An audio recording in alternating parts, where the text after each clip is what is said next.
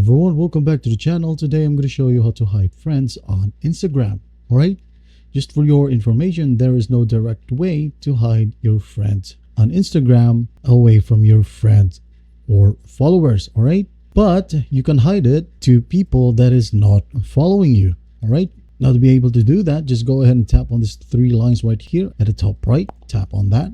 Now once you're in here, you're going to want to scroll down until you see the account privacy tab. Tap on that as well. Now on default, it is set to public. So basically all people who visits your profile will see who is following you or who are your friends. All right. So basically what you're going to want to do is turn this on and continue to switch to private. All right. Again, what it'll do is that your friends and followers will be hidden from people who doesn't follow or who isn't your friend. All right. And that's basically it. I hope this video helps, and please don't forget to share this video to your friends.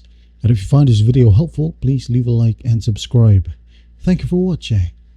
Goodbye.